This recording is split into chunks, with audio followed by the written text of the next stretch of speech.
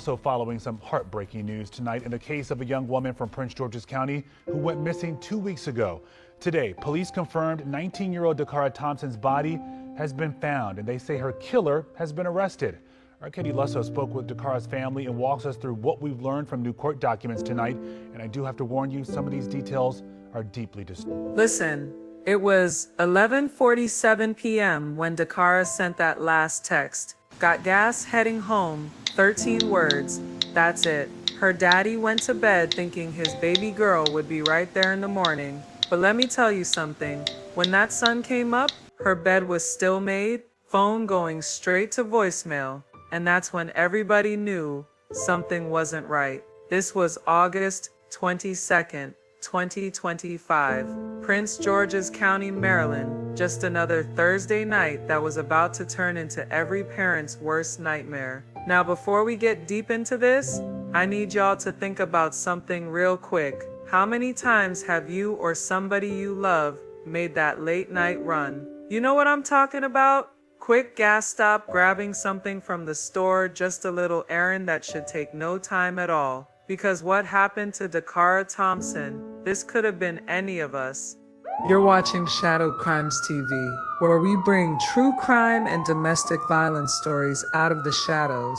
Subscribe now and join us daily as we uncover the cases that demand to be heard. Don't just watch, be part of the conversation. This story, it's about to take some turns that nobody saw coming. So let me paint you a picture of who Dakara Thompson really was. This wasn't just some name in the headlines. This was somebody's baby, somebody's whole world. 60 seconds with Dakara. Alright, what's your hometown? Where you from? Maryland. Alright, where's your birthday? August 8th. Alright, what's your favorite color? Pink. Okay, what's your dream occupation? Real estate. Ooh, I like that. Okay, what's your biggest pet peeve? Mean people. I don't like mean people either. What's your favorite artist? Dakara was only 19, fresh out of St. Charles High School in Waldorf. But see, here's what gets me. After graduation, when most kids are trying to figure out their next move, maybe taking a gap year, chilling for a minute, not Dakara. She went straight into this program called the Maryland Service Year Option. Like, she literally raised her hand right after getting that diploma and said, I want to help my community. That's the type of young woman we're talking about here. She was working at a nonprofit, putting in that work for her people. The girl had dreams, y'all. She loved the arts, wanted to use her creativity to solve real problems in the community. This wasn't somebody out here playing around. She had plans. Now, Dakara lived with her father, Daniel Thompson, in Lanham. That's about 13 miles outside D.C. Real quiet area where everybody knows everybody. And let me tell you about their relationship. This wasn't no regular father-daughter situation where they barely talk. No. These two were tight. They texted all day, every day. Daniel was doing the single father thing, and from what everybody says, he did it right. Raised his daughter to be kind, caring, always thinking about others. Friends called her a bright light. You know, that person who just walks in the room and makes everything better? That was Dakara. The type who remembers your birthday, checks on you when you're going through it, always got time to listen. She was still getting comfortable with driving too. Had that white Ford Edge that was still pretty new to her. Always told her daddy where she was going, when she'd be back. Responsible, that's the word everybody used. So when I tell you this girl had everything going for her, I mean everything. The whole community was proud of her. Governor Wes Moore even talked about how special it was that she chose service right out of high school. This was somebody who was going places. Alright, so here's how that night played out. August 22nd started regular. Dakara and her daddy Daniel spent the day together at their house. Nothing seemed off. She was relaxed, happy. Just another Thursday evening at home. Around 10 p.m., Dakara realized she needed gas. Now this is normal, right? We've all been there. She told Daniel she was running out to fill up the tank. There were several gas stations close by.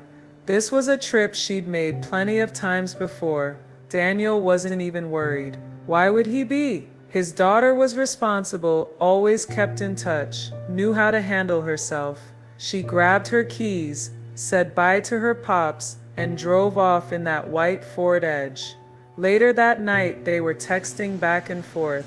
She told him she got the gas, said she was heading home. Then right before midnight, 11:47 to be exact, she sent what would be her last message. Got gas and I'm out. I should be back soon. Love you too. Good night. Daniel went to sleep, expecting to see his baby girl in the morning. But when he woke up, Chile, listen, her bed hadn't been touched, still made up from the day before. This was not like Dakara at all. She always came home when she said she would. Always he tried calling, but straight to voicemail. Text, no response. Hours passing with nothing. By the next day, Daniel knew in his heart something was seriously wrong. That's when he called the police and reported Dakara missing. Now here's where things get real interesting. The police start pulling surveillance footage, and what they find is wild. Court documents show that Dakara parked her Ford Edge and walked to this parking lot behind a Family Dollar on University Boulevard in Langley Park. The video shows her walking up to the driver's side of a black Yukon Denali. She talks to whoever's driving for about a minute, then mine. And this is the part that's gonna mess with you. She walks around and gets in the front passenger seat. The SUV drives off with her inside. 2 days later, on August 24th, somebody spots her car. It's parked all crazy in front of a fire hydrant across from the Chilham Adelphi Volunteer Fire Station. The car is facing the wrong direction, like somebody just left it there in a hurry, didn't care about nothing. Police search the vehicle. Her purse is still there. Credit cards, cash. Everything looks normal, except for two things that made my blood run cold when I heard this. Her phone was gone, and so was her key fob. And that phone, it had been turned off or destroyed. Police couldn't track it no more. See, that tells you something right there. Whoever took Dakara knew what they were doing. They knew to get rid of that phone immediately. This wasn't random, this was calculated. But Daniel and Dakara's mother, Carmen, they weren't about to sit around waiting. She said, Dad, I'll be back. Dakara's father tried to contact her that night. He says she told him she was getting gas at this station near their home and would be back. But the next day, she didn't return. So they tracked her car, a white 2013 Ford Edge, and found that it was here, parked in front of a fire hydrant near the intersection of Jasmine Terrace and Riggs Road in Langley Park. The police came to the scene. We did discover that all of her personal belongings were in her car, such as her purse, her credit card, her debit cards. She even had $60 cash. Dakara's father gave News 4 this surveillance video allegedly taken from a home near where Dakara's SUV was found. He says it appears to show her walking away from the car around 1:30 a.m. Saturday morning, about 3 hours after she left her father's home in Lanham. Her parents say they haven't heard from or seen Dakara since. They started their own search. Every single day they were out there. Carmen was going into wooded areas, thick brush, anywhere she thought her baby might be. She even found this metal trap door that was chained shut. And y'all, this broke my heart. She was calling down into it, shouting, "Hello, hello," hoping maybe Dakara was trapped somewhere. Carmen told reporters, "I'm exhausting any resource, anything I can think of." The desperation in her voice, as a parent, that hits different. Daniel was trying to stay strong, but you could see it in his eyes. He said, "I'm scared, but still hopeful." So why here? Why are you looking here? I'm exhausting any resource, anything that I can think of. I noticed this yesterday when I rode by to go to the location. I noticed it from my right view when I was riding by, and I made a note to come back and check here also this morning. They printed hundreds of missing person flyers with Dakara's photo. They handed them out to anybody who would take one, posted them on telephone poles, in store windows, everywhere. And here's what gets me about our people. The community showed up. Friends, neighbors, even complete strangers were walking through their own neighborhoods looking for any sign of this girl. People who had never even met Dakaras were out there searching. That's love. That's what we do. On Friday night, but just talk to us about what's in your heart and how you're feeling right now. Oh, it's an undescribable feeling. I really don't know the words I can gather to say how I'm feeling right now. I'm so broken. I'm so broken. Nobody should have to experience what I'm feeling right now as a parent. It's an undescribable feeling. I just want my daughter back safe. I do. While the family was searching on foot, the police were digging into that surveillance footage. They collected video from gas stations, stores, traffic cameras all over the area where Dakara was last seen. They kept going back to that video of her getting into the black SUV. Who was driving that Yukon? And more importantly, why did she get in? On August 31st, 2025, 9 days after Dakara went missing, Maryland State Police were out on Route 50 in Anne Arundel County. They were dealing with some broken down car, just regular police work. This area was about 7 miles from where Dakara was last seen alive.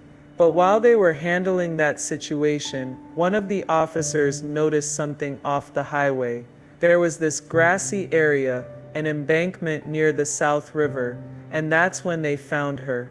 Y'all, they found a body, a young woman with no clothes on. She'd been out there for days. The location was remote, hidden from the main road. Somebody had tried to hide what they did. Somebody thought they were being smart. Police called for backup immediately. Crime scene investigators came through. They knew this could be connected to one of their missing person cases. And when they looked closer, Lord have mercy, this young woman had suffered. She had skull fractures, facial fractures, the type of injuries that told them she'd either been beaten something terrible or had fallen from a serious height. Now here's the thing. The body was found near a bridge over the South River. That bridge, more than 30 feet high. The investigators started putting it together. They believe she'd been thrown off that bridge, 30 feet down to the water below. Just think about that for a second. The evil it takes to do something like that. The hardest part was identifying who this was. After being out in the elements for over a week, it was difficult. But the victim had distinctive tattoos. She was wearing specific jewelry. When they compared those tattoos and jewelry to the missing person reports, they got the answer nobody wanted to hear. It was Dakara. Daniel Thompson had to go through something no parent should ever have to do. He had to confirm that this was his daughter. The tattoos, the jewelry, everything matched what Dakara was wearing the night she left to get gas. The whole community felt it. For over 2 weeks, everybody had been praying, hoping, believing she'd come home. Now those hopes were gone. Just like that. Governor Wes Moore said it best. Our entire state mourns the horrible loss of Dakara Thompson, who was taken from us by an act of senseless violence. County Executive Aisha Braveboy spoke for all of us when she said, "She means so much to so many, and so it is tough that we're at this point where the search is over and justice begins." Oh no, I want my baby back with me. I don't wish this on nobody. The BODY of 19-year-old Maryland woman Dakara Thompson, who has been missing for nearly 10 days, is suspected to have been found. The search for Dakara was over, but now it was time to find her killer. So the police had that video of the black GMC Yukon Denali, right? They watched it over and over, trying to catch any detail about the vehicle or who was driving. But the real breakthrough, that came from technology, y'all. They started tracking cell phone data in the area where Dakara was last seen. One phone stood out. It moved in the exact same pattern as that black SUV in the video, like the exact same route, same timing, everything. That phone belonged to a 35-year-old man named Hugo Rene Hernandez Mendez. Let me tell you about this man. He was originally from Guatemala, living in the United States illegally, working for some landscaping company based in Baltimore, staying at a house in Bowie, Maryland. When investigators dug deeper, they found out Hernandez Mendez owned a black GMC Yukon Denali XL with Maryland plates, matched exactly what they saw in that video. But wait, it gets worse. Court records show that a cousin told police the defendant has a drinking and drug problem. And here's what's really gonna make you mad. On April 25, 2025, just 4 months before Dakara was murdered, U.S. Park Police had arrested this man for driving under the influence. They stopped him on the Baltimore-Washington Parkway near Annapolis Road. Now check this out. Even though he was in the country illegally, even though he'd been arrested for DUI, the federal government released him. They told him to come back for his trial date and let him go. Just like that, released him back into our community. Armed with all this information, police got a search warrant for Hernandez Mendez's house on Cambridge Drive in Bowie. And what they found in that house, I need y'all to prepare yourselves for this. In his bedroom, police found what they believed to be Dakara's blood. They found a white and pink French manicured fingernail that had been ripped off during a struggle. There was hair, a wig, and other evidence showing Dakara had been in that room. The evidence pointed to a violent fight, but that's not all. Police found multiple pairs of women's underwear and lingerie in the room and in the trash. Police say they found bloodstains, women's lingerie, hair from a wig consistent with one Dakara Thompson wore, and a fingernail that matches one missing from Thompson's hand. An autopsy reveals she had skull and facial fractures. Yeah, this is just really sad. ICE officials tell us that Hernandez Mendez is in the country illegally.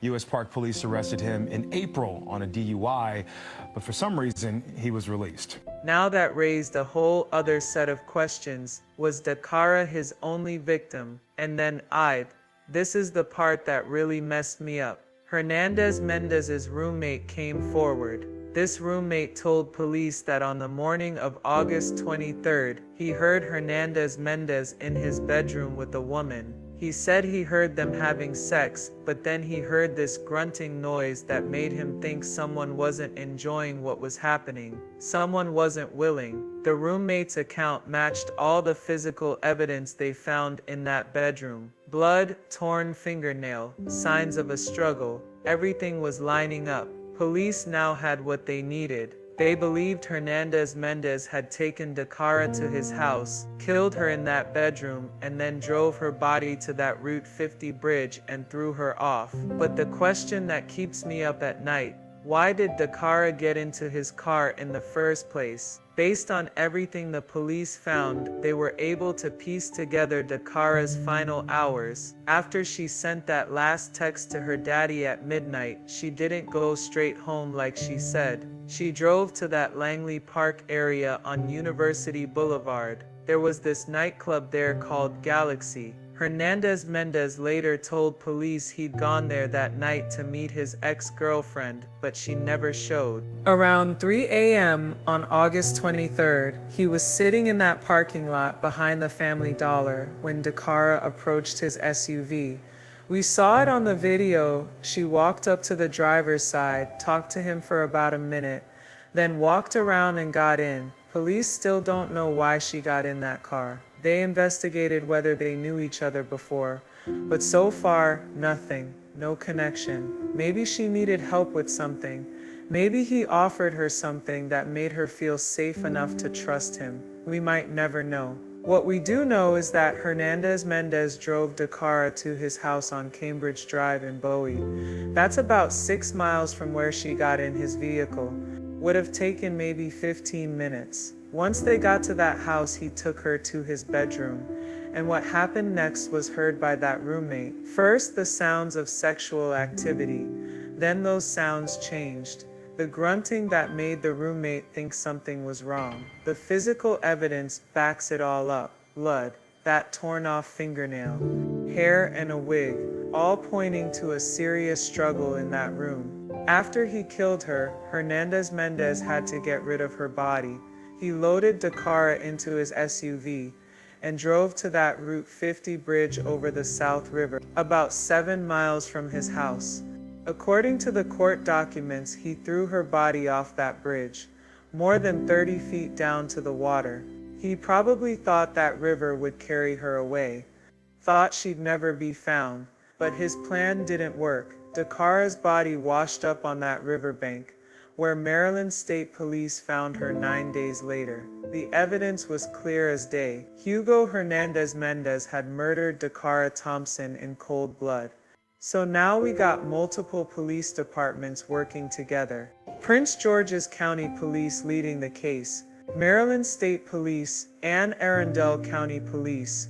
Even the feds got involved. Police Chief George Nader from Prince George's County said they still had a lot of investigative work to do. Even with all that evidence, they wanted to make sure everything was airtight.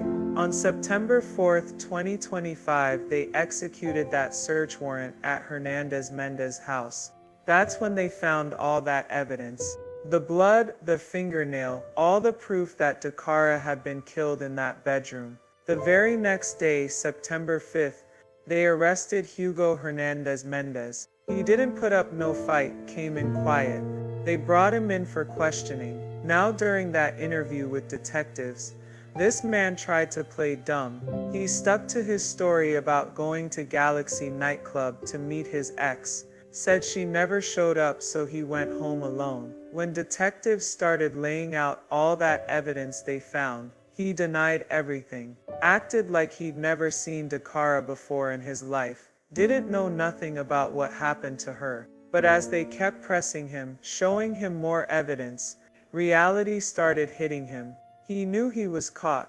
So what did he do? Stopped answering questions and asked for a lawyer. At that point, police had to stop the interview. But here's the thing, they didn't need no confession. The evidence spoke for itself.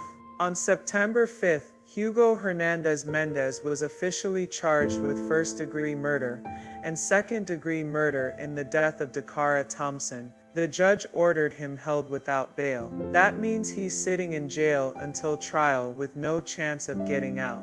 Police Chief Nader told reporters they believed Hernandez Mendez acted alone. Nobody else was involved in killing Dakara or disposing of her body. But that one question still haunts everybody. Why? Why did he kill her? Police said the motive was still under investigation. They couldn't figure out what would drive somebody to do something so evil to a young woman who just wanted to help people. Now, let me tell you what really got people heated. Remember I told you Hernandez Mendez had been arrested for DUI 4 months before he killed Dakara? U.S. Park Police arrested him on April 25, 2025. The federal officers who arrested him knew he was here illegally, but instead of holding him or starting deportation proceedings, they let him go, told him to come back for his trial date and released him. His DUI trial hadn't even happened yet when he murdered Dakara. Prince George's County Executive Aisha Braveboy was furious. She said this was someone who was in their custody and they made the decision to release him. So I think the question should be asked of the Justice Department, and get this, ICE didn't even issue a detainer for Hernandez Mendez until September 4th. That was the same day police searched his house and found evidence he'd murdered Dakara. They waited until after this young woman was dead to take action. ICE tried to blame Prince George's County, said they were historically uncooperative with immigration enforcement, but county officials shot back. You had him. The federal government had already arrested this man once and chose to let him go. And this wasn't even the first time something like this happened in Maryland. In 2023, a man named Victor Martinez Hernandez, also here illegally, raped and murdered a woman named Rachel Moran in Bel Air. He's serving life without parole now. The year before that, in 2022, a 17-year-old from El Salvador with MS-13 ties killed 20-year-old Kayla Hamilton in Aberdeen. That victim's mother sued the federal government for letting the killer into the country. These cases got everybody asking hard questions. Could Dakara still be alive if they'd held Hernandez Mendez after that DUI? Should people here illegally be released after getting arrested for other crimes? County Executive Brave Boy said it plain, "I think that the U.S. government has made the status of individuals relevant. When someone commits a crime and is released despite being here illegally, and then commits a murder, that's on them." Listen, Dakara's story teaches us some real lessons that we all need to sit with. And I'm not talking about no fake deep stuff. I'm talking about real safety, real community protection. First off, young adults, especially our young women. Y'all got to be extra careful out here when you're moving around late at night. Dakara was responsible. She did everything right, but she still got into a stranger's car for reasons we might never understand. So let me break it down real simple. Always tell somebody exactly where you're going and when you expect to be back. If your plans change even a little bit, let people know right away. And this is the big one. Never, and I mean never, get into a vehicle with somebody you don't know well. I don't care how friendly they seem. I don't care what they're offering to help you with. You need assistance? Call your people, call family, call a friend, call the police, but don't get in that car. Now let me say this too. Dakara's family did everything right when she went missing. They reported it quick, started searching immediately. That fast response was crucial in helping police gather evidence and build their case. So if somebody you love goes missing and it's out of character for them, don't wait. Don't let nobody tell you to wait 24 hours or whatever. You know your people. If something feels wrong, act on it. Technology played a huge part in solving this case, y'all. Those security cameras caught Dakara getting into that Yukon. Cell phone data helped police track Hernandez Mendez's movements. Without those tools, this case might still be unsolved.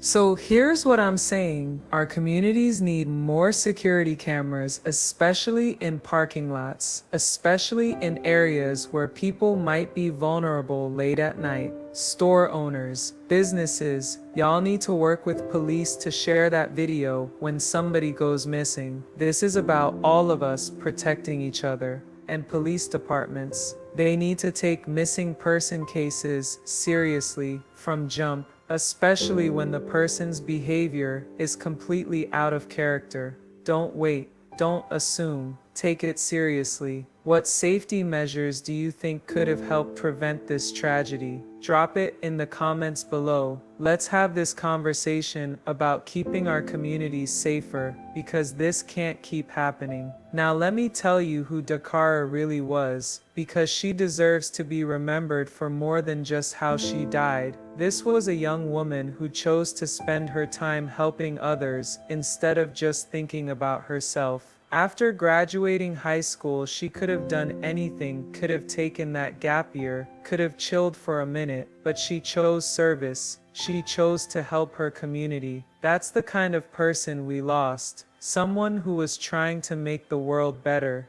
Someone who had dreams and plans, and people who loved her. She wasn't just another statistic, numbing as she was somebody's whole world. Hugo Hernandez Mendez is scheduled to appear in court where he'll face trial for first-degree murder and second-degree murder. The investigation is still ongoing as prosecutors prepare their case. And you already know we're going to be following every single development. If you want to stay updated on this case and see justice served for Dakara, make sure you hit that subscribe button right now. Share this video, get it out there, help spread awareness about Dakara's story. Her memory deserves to live on, and her family deserves our support as they continue fighting for justice. Because here's the thing, Dakara Thompson should still be here. She should be at that nonprofit right now, helping people, making her community better. She should be texting her daddy, letting him know she's safe.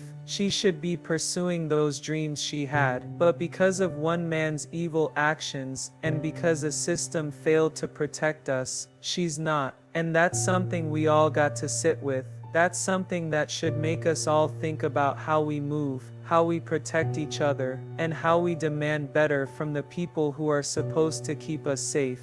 This isn't just about one case, y'all. This is about a pattern. This is about systems that aren't working. This is about young women who deserve to be able to get gas at night without ending up dead. This is about families who deserve to have their children come home. So yeah, share this video, talk about it with your people, have those hard conversations about safety, check on your loved ones, and remember Dakara Thompson not just as a victim, but as a young black woman who was trying to make a difference in this world. Her life mattered, her dreams mattered, and her story needs to be told. Alright y'all, that's the story of Dakara Thompson, 19 years old, taken from us way too soon. And I know this was heavy, I know it's hard to hear, but these are the stories we need to be talking about. Drop your thoughts in the comments. Subscribe to this channel and turn on those notifications because we bring you these true crime stories every single day. The cases you know about and the ones that don't get enough attention. We're going to keep shining a light on these shadowed stories that need to be heard because every victim deserves to have their story told. Thank you for watching.